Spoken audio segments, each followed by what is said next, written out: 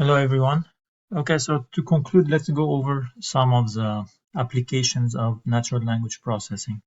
Obviously, as you can imagine, natural language processing is a big field with textbooks dedicated entirely to this task, but let's go over some of the most important applications. So first we have speech recognition, which is the task of transforming spoken sound into text. So once we do that, we can then perform further tasks on the resulting text. So top system today use a combination of recurrent neural networks and hidden Markov models to do this task. And the introduction of deep neural network for speech recognition in 2011 led to a dramatic increase in performance, reducing the error rate by about 30%. So deep neural network work really well in this application because the problem of speech recognition has a natural breakdown that can be processed from layer to layer. So first we go from waveforms to phonemes and then to words and then to sentences. And this breakdown is essentially very similar to what we've seen in CNN and other deep neural networks.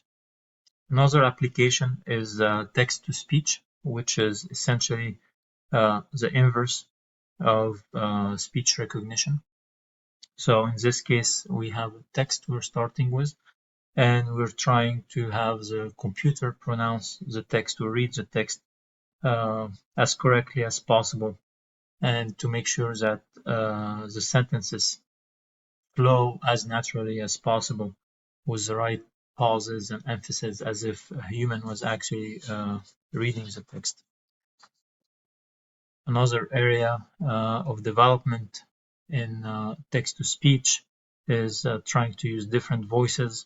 So, that allows, for example, to select either generic male or female, or allowing for regional dialects, and even replicating celebrity voices, for example.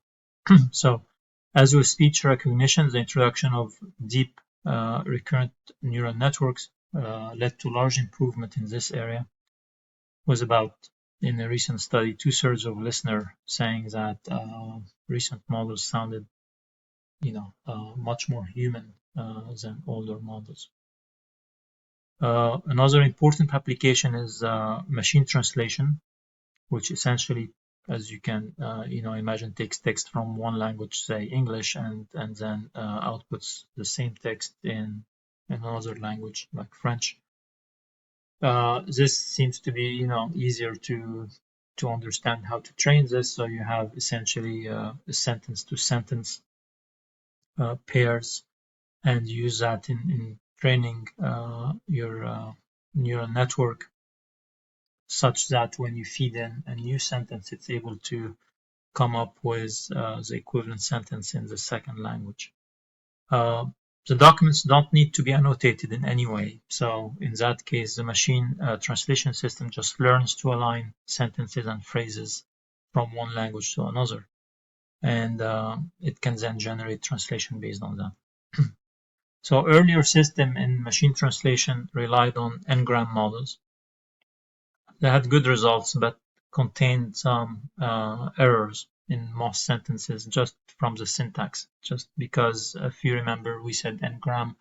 One of the weaknesses of n-gram is that it looks at each word or each pair of word and independently from the rest of the sentence. So it's unable really to make the grammar flow smoothly and so on.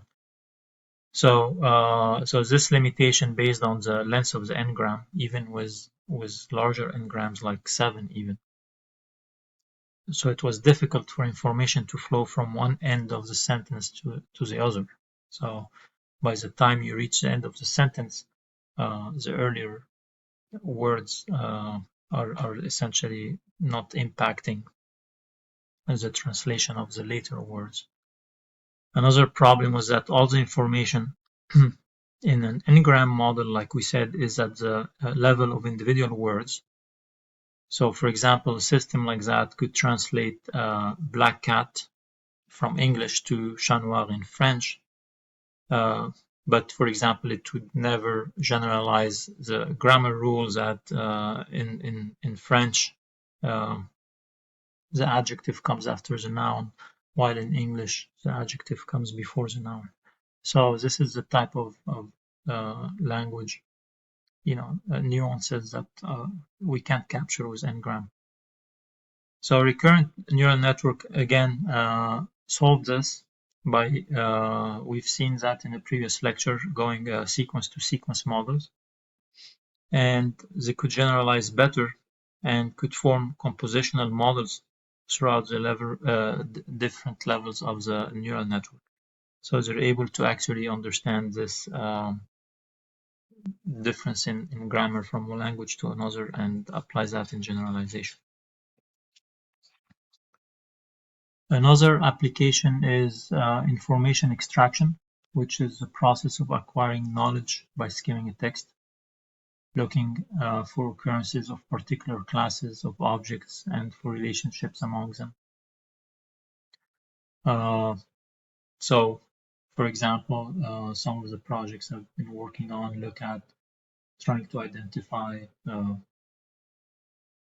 product preferences based on, if you work for an online retailer, for example, you want to analyze purchase data of customers and try to identify preferences. So you try to personalize their shopping experience by putting the products they're more interested in.